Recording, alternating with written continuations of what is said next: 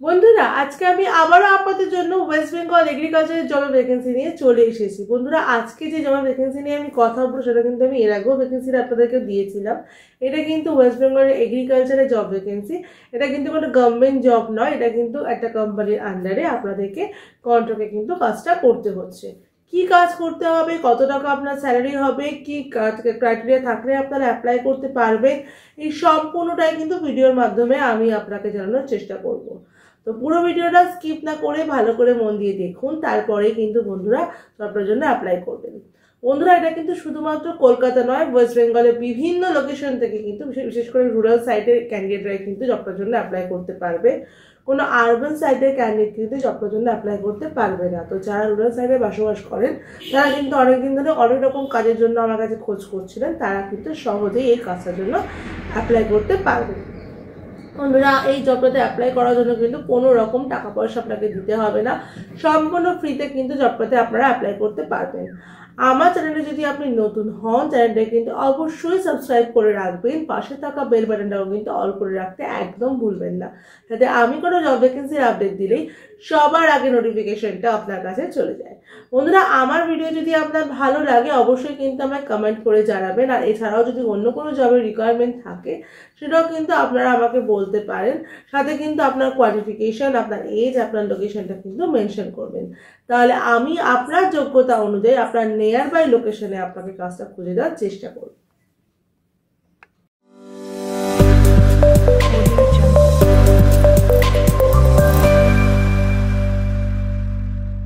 নমস্কার বন্ধুরা, আমি বিদিশা আর আপনারা দেখছেন কেরিয়ার ডেস্টিনেশন চ্যানেল।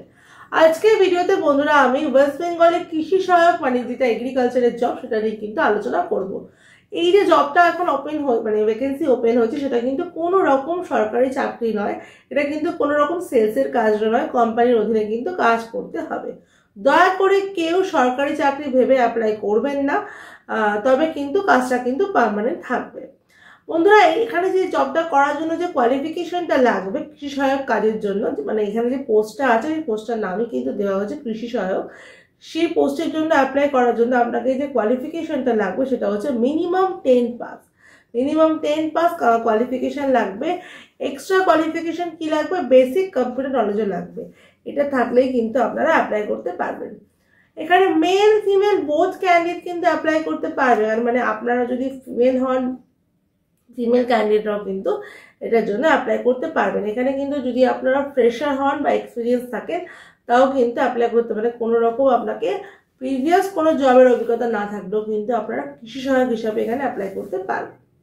বন্ধুরা এখানে স্যালারি বলা হয়েছে, স্যালারি হচ্ছে এখানে 14,000 টাকা, ইনহ্যান্ড স্যালারি থাকছে 14,000 টাকা উইথ ইনসেন্টিভ। আর এখানে একটা small target will be there, একটা ছোট টার্গেট কিন্তু এখানে আপনাকে দেওয়া হবে কাজটা করার জন্য। বন্ধুরা এখানে এজ লিমিট দেওয়া আছে 18 থেকে 45 বছর বয়স অবধি, মানে 18 to 45 ইয়ার্স পরে মানে মধ্যে যে ক্যান্ডিডেটগুলো আছে তারা কিন্তু এই কাজটা করতে পারবে। এই জব টাইমিং বন্ধুরা বলা হয়েছে 10টা থেকে সকাল 10টা থেকে সন্ধ্যে 6টা অবধি কিন্তু এই জবটার কিন্তু জব টাইমিং থাকছে। বন্ধুরা এই কাজটাতে কিন্তু সানডে করে অফ থাকবে, মানে উইকে আপনাদের 6 দিন কাজ করতে হচ্ছে। উইকলি আপনারা একটা করে অফ পাবেন, মানে মাসে আপনাদের 4টে অফ থাকবে আর 26 দিন আপনাকে এখানে কাজটা করতে হচ্ছে। Only rural side candidate applicable, শুধুমাত্র রুরাল সাইডের ক্যান্ডিডেটরা কিন্তু এই জবটার জন্য অ্যাপ্লাই করতে পারবে। এবার চলুন বন্ধুরা আমরা দেখে নিই এখানে আপনাদের কি কাজ করতে হবে, মানে অ্যাজ আ কৃষি সহায়ক আপনাকে কি কি এখানে কাজ করতে হচ্ছে।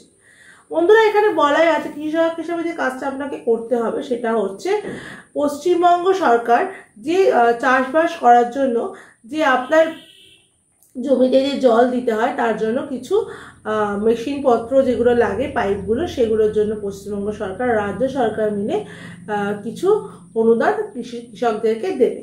তো সেই অনুদানটা দেওয়ার জন্য আপনাদেরকেই সাহায্য করতে হবে, বিভিন্ন কৃষকের কাছে গিয়ে যাদের এই অনুদানটার প্রয়োজন তাদেরকে গিয়ে বুঝিয়ে তাদের সাথে কথা বলে এই অনুদানটার জন্য ফর্ম ফিল আপ করাতে হবে। এবার সেক্ষেত্রে কিন্তু কেন্দ্র সরকার 55% 55% দেবে, আর রাজ্য সরকার কিন্তু 45% সাবসিডি, মানে 45% সাবসিডি কিন্তু রাজ্য সরকার দেবে। তো এখানে আপনাদেরকে কৃষকদেরকে কি বলতে হবে যে এরা এই যেহেতু এই 100% যেহেতু ওরা দিয়ে দিচ্ছে, 12% যে জিএসটিটা হয় যে জিএসটিটা আপনার থাকবে 12%, সেটা কিন্তু আপনাদেরকে কৃষকদেরকে দিতে হবে। তো এটা করার জন্য আপনাকে কি করতে, কৃষকদের কাছে নিজস্ব পর্চা, জমি মানে জমির দলিল এইসব নিয়ে ফর্ম ফিল আপ করিয়ে বিভিন্ন ডকুমেন্টস সিগনেচার করিয়ে এগুলোকে নিয়ে আপনাকে এডিও অফিসে গিয়ে কৃষকদের নিয়ে গিয়ে সেই জিএসটিটা সাবমিট করাতে হবে। এটাই হচ্ছে আপনার কাজ। আবারও একবার বলে রাখছি, কেন্দ্র সরকার আর রাজ্য সরকার মিলে যেটা করছে সেটা হচ্ছে কৃষকদেরকে জমিতে জল দেওয়ার জন্য যেসব পাইপগুলো লাগে সেইগুলোর জন্য কিছু অনুদান দিচ্ছে, যেখানে 45% দিচ্ছে রাজ্য সরকার আর কেন্দ্র সরকার দিচ্ছে 55%। এর ওপর যে 12% জিএসটিটা হয় সেটাকে কৃষকদেরকে দিতে হবে। তো এটা দেওয়ার জন্য আপনাকে তাদেরকে হেল্প করতে হবে কি, কৃষকদের পর্চা, জমির দলিল, তাদের ছবি, তাদেরকে একটা ফর্ম ফিল আপ করিয়ে সম্পূর্ণটা নিয়ে গিয়ে এডিও অফিসে সাবমিট করাতে হবে, করিয়ে জিএসটিটা সেখানেই তাদেরকে দিয়ে সাবমিট করিয়ে দিতে হবে। তার পরবর্তীকালে তাদের কাছে এই টাকাটা তাদের অ্যাকাউন্টে ঢুকে যাবে।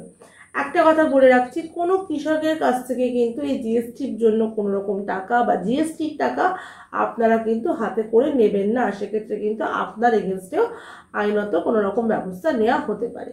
আর কি করতে হবে আপনাদেরকে, আর হচ্ছে বিভিন্ন গ্রামে গ্রামে গিয়ে এই যে অনুদানটা গভর্নমেন্টের তরফ থেকে আর সেন্ট্রাল গভর্নমেন্টের তরফ থেকে দেওয়া হচ্ছে, বিভিন্ন দল বাড়ি তাদেরকে সেটা জানাতে হবে যে আপনারা এইভাবে জলের ব্যবস্থা যে আপনাদের চাষের জমিতে করতে চাইছেন তারা কিভাবে করবেন, কি কি ডকুমেন্টস তাদের লাগবে, এগুলো কিন্তু আপনাদেরকে দল বানিয়ে তাদেরকে বোঝাতে হবে। এটাই হচ্ছে আপনার কাজ। এই কাজটা কিন্তু পুরোটাই ফিল্ডে কাজ, মানে আপনারা কিন্তু কোথাও বসে কাজটা করতে পারবেন না, এটা কিন্তু পুরো ফিল্ড ওয়ার্ক। কিন্তু ফিল্ড ওয়ার্ক হলেও হবে কি, আপনাকে কিন্তু এক্ষেত্রে কোনো রকম যে বাইক লাগবে বা লাইসেন্স লাগবে সেরকম না, আপনারা নর্মালিও করতে পারেন অথবা আপনারা কিন্তু সাইকেল নিয়েও কাজটা করতে পারেন। তাই জন্য মেল ফিমেল বোথ ক্যান্ডিডেট কিন্তু এই কাজটার জন্য এলিজেবল থাকবেন। এবার চলুন আমরা দেখে নিই যে এখানে কি কি লোকেশনে আপনারা অ্যাপ্লাই করতে পারেন। সবার আগে বলে রাখি যে বিভিন্ন ব্লক এরিয়া থেকে 2-3 জন করেই কিন্তু ক্যান্ডিডেট নেওয়া হবে, তার বেশি কিন্তু ক্যান্ডিডেট এখানে নেওয়া হবে না। আমি কিছু ডিস্ট্রিক্ট এখানে বলে দিচ্ছি যে ডিস্ট্রিক্টগুলোতে কিন্তু ডিস্ট্রিক্টের বিভিন্ন এলাকায় কিন্তু কাজগুলো হবে, সম্পূর্ণ ডিস্ট্রিক্টটা কিন্তু আমি এখানে আলোচনা করছি না। প্রথম ডিস্ট্রিক্ট হচ্ছে পুরুলিয়া ডিস্ট্রিক্টে কাজটা। পুরুলিয়া ডিস্ট্রিক্টের মধ্যে যে সমস্ত লোকেশনগুলো আছে, যেমন জয়পুর থেকে শুরু করে আপনার পুরুলিয়া 1, পুরুলিয়া 2, বলরামপুর, এইসব লোকেশনে কিন্তু আপনার এই কাজটা হচ্ছে। রঘুনাথগঞ্জ এই লোকেশনে কিন্তু কাজটা হচ্ছে। এবার চলে আসছি মুর্শিদাবাদে।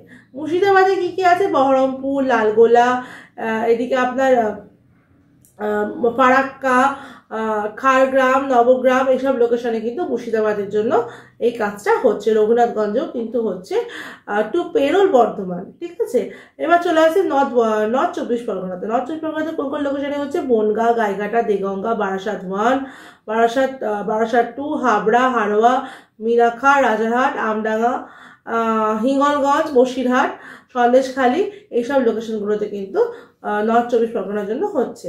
এবার চলে আসছে আমরা সাউথ 24 পরগনা। সাউথ 24 পরগনা কোথায় কোথায় হচ্ছে, বারুইপুর, এদিকে আপনার হচ্ছে বিষ্ণুপুর, কুলতালি, গোসাবা, জয়নগর, ডায়মন্ড হাবড়া, বজবজ, হিঙ্গলগঞ্জ, এই লোকেশনগুলোতে কিন্তু এখানে বিভিন্ন লোকেশনে কিন্তু আপনার সাউথ 24 পরগনা হয়ে যাচ্ছে, মানে কাজটা হচ্ছে। এবার চলে আসছে বাঁকুড়া ডিস্ট্রিক্টে। বাঁকুড়া ডিস্ট্রিক্ট কোথায় কোথায় হচ্ছে, বাঁকুড়া ডিস্ট্রিক্টের এখানে হচ্ছে আপনার সোনামুখী, তালগড়া, এদিকে বিষ্ণুপুর, রানীবুধ, আচ্ছা শালতোড়া, এইসব লোকেশনগুলোতে কিন্তু বাঁকুড়া ডিস্ট্রিক্টের ক্যান্ডিডেটরা অ্যাপ্লাই করতে পারবে। এবার চলে আসছে বীরভূমে। বীরভূমে কোথায় কোথায় হচ্ছে, মুরারাই, নলহাটি, বোলপুর, শান্তিনিকেতন, লাভপুর, তারপর এদিকে রামপুরহাট, দেবরাজপুর, এইসব ইলামবাজার, এইসব লোকেশনগুলোতে কিন্তু বীরভূমের জন্য হচ্ছে। নদিয়া ডিস্ট্রিক্টে কোথায় কোথায় হচ্ছে, নদিয়া ডিস্ট্রিক্টে হচ্ছে আপনার চাকদা, ছাপড়া, হাঁসখালি, হরিণঘাটা, কালিয়াগঞ্জ, কল্যাণী, করিমপুর, কিষানগঞ্জ, শান্তিপুর, তেহট্ট, রানাঘাট, এই লোকেশনগুলোতে কিন্তু নদিয়ার জন্য হচ্ছে। পূর্ব বর্ধমানে কোথায় কোথায়, পূর্ব বর্ধমানে হচ্ছে বর্ধমান, জামালপুর, এদিকে হচ্ছে মেমারি, বর্ধমান 1, বর্ধমান 2, কালনা, রায়না, আন্ডাল, গালসি, আর এদিকে হচ্ছে আপনার এদিকে হচ্ছে দুর্গাপুর, রানীগঞ্জ, এই লোকেশনগুলোর জন্য কিন্তু, হ্যাঁ কেতুগ্রামও আছে, কেতুগ্রামের জন্য কিন্তু এখানে হচ্ছে। এবার চলে আসছে ইস্ট মেদিনীপুরে। ইস্ট মেদিনীপুরে হচ্ছে কোলাঘাট, পাঁশকুড়া, নন্দকুমার,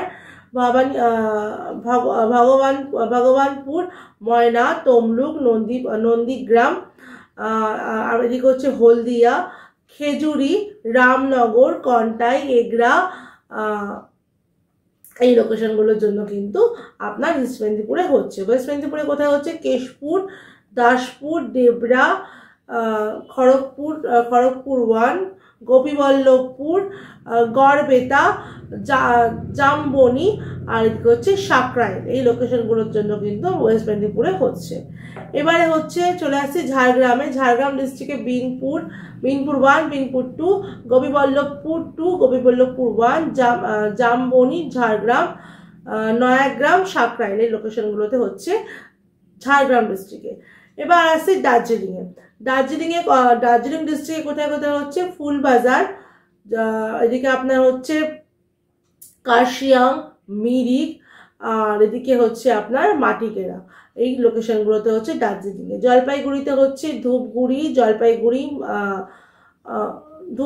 জলপাইগুড়ি, ময়নাগুড়ি, রায়গঞ্জ, এই লোকেশনগুলোতে হচ্ছে জলপাইগুড়িতে। আলিপুরদুয়ার 1, আলিপুরদুয়ার 2তে কিন্তু এই কাজগুলো হচ্ছে। এবার চলে আসে নর্থ দিনাজপুর।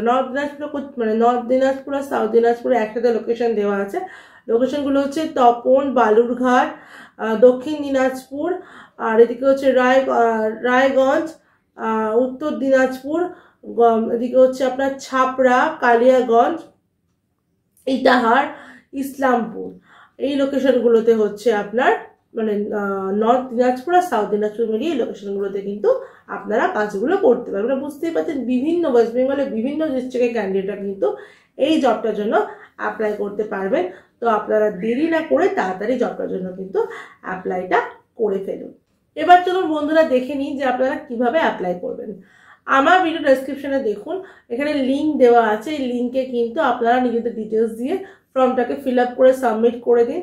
আপনার লোকেশন ওয়াইজ কিন্তু আপনাদেরকে কল করা হবে, যেখানে যার লোকেশনে ভ্যাকেন্সি থাকবে সেই অনুযায়ী কিন্তু তাকে ডেকে নিয়ে জবটাতে করানো হবে। প্রথমে ট্রেনিং করানো হবে, তারপর জবে কিন্তু জয়েন করানো হবে। এটা মাথায় রাখবেন, 2 থেকে 3 জনই নেওয়া হবে প্রতিটা ডিস্ট্রিক্ট প্রতিটা এরিয়া থেকে। তো সেই বুঝেই কিন্তু আপনাদের কাছে কল যাবে। তো তাড়াহুড়ো করবেন না, ধীরে সুস্থে ফর্ম ফিল আপ করুন। আপনাদের কাছে ঠিক সময় দিন, তাহলে ঠিক আপনাদের কাছে ঠিক টাইম মতো কল চলে যাবে ইন্টারভিউয়ের জন্য। আমার ভিডিও যদি ভালো লাগে, ভিডিও দেখার পরে কিন্তু অবশ্যই একটা লাইক করে দেবেন, ভিডিওটাকে অনেক অনেক শেয়ার করে দেবেন। চ্যানেল নতুন, চ্যানেলটাকে সাবস্ক্রাইব করতে একদম ভুলবেন না। পাশে থাকা বেল বাটনটাও কিন্তু অল করে রাখবেন। বন্ধুরা, আমার হোয়াটসঅ্যাপ চ্যানেল, আমার টেলিগ্রাম চ্যানেল আর ফেসবুক পেজ, যার লিঙ্ক কিন্তু আমার বিভিন্ন ভিডিও ডেসক্রিপশনে তো আপনারা পাবেনই। আমার চ্যানেলের হোম পেজেও কিন্তু আপনারা পেয়ে যাবেন। সেগুলো কিন্তু ফলো করে রাখবেন, নাহলে কিন্তু আপনারা নিত্য নতুন যে ভ্যাকেন্সিগুলো দিচ্ছি আমি, সেগুলো কিন্তু আপনারা মিস করে যাবেন। তো সেটা কিন্তু আপনারা অবশ্যই ফলো করে রাখবেন। আমার ভিডিও শেষ পর্যন্ত দেখার জন্য আপনাকে অসংখ্য ধন্যবাদ।